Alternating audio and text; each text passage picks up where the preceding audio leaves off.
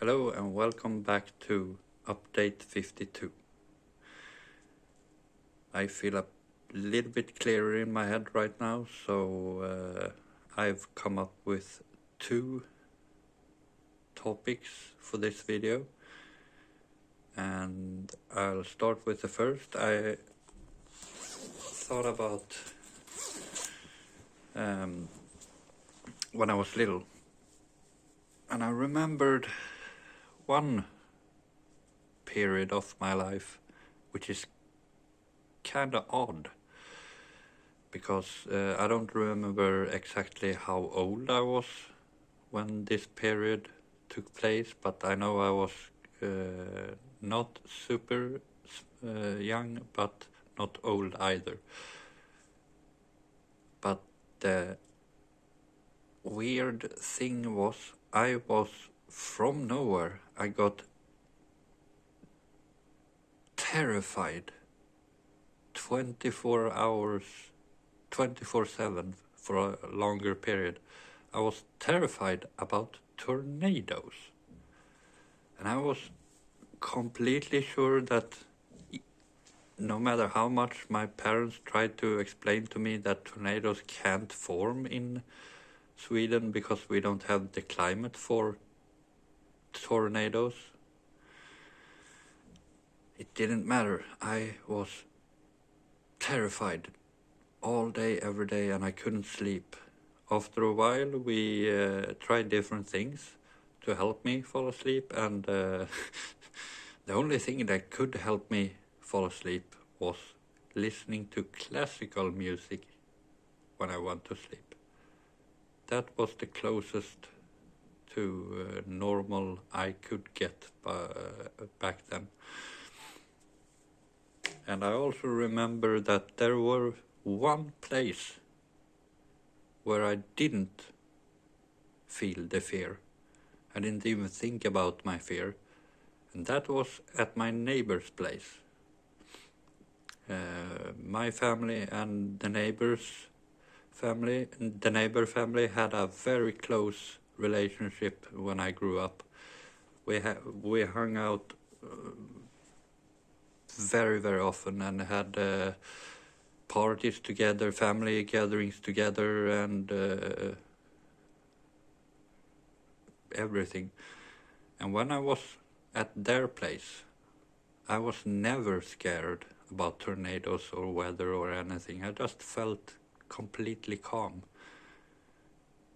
And that memory will probably be with me for the rest of my life, because that is a heavy impact when you, as a kid, goes around, no matter where you are preoccupied by constant terrified fear of something happening, and then you just from nowhere get rid of that because you walk into a house of somebody else, and when you leave that house, the fear meets you at the door.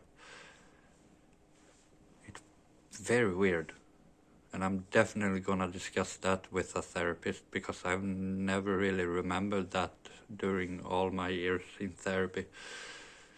So that memory I'm gonna keep in the forefront of my conscious until I meet a psychologist, which I can discuss that with. But yeah, that was one weird memory I remembered, that probably has some significance with this. I think that was the start of my sleeping problems, and then it just continued in periods. And from what I can remember, the fear went away for a while and then came back. And my theory on that is that it followed my bipolar disorder. And when I had a manic period, I wasn't afraid, and when I was in a down period, I was afraid again. That's the most logical explanation for that I can come up with, and I'm an extremely logical person. I base most of my decisions on logic. So yeah, that's the first part of this video.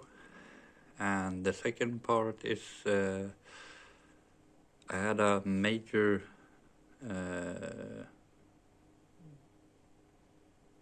how to say impairment when I was small. That caused a lot of trouble both for me, but a lot of pain and unnecessary hardship on my parents. And that problem was when I was small, and I probably still have some level of it, is that I have a big problem with cause and effect.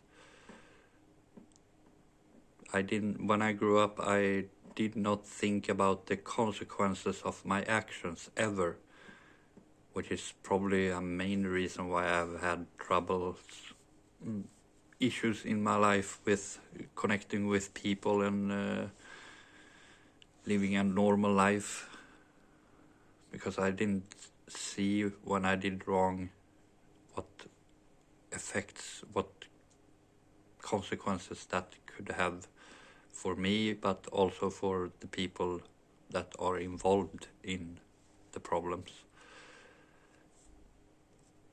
And there is also something, not någonting, that's Swedish for something.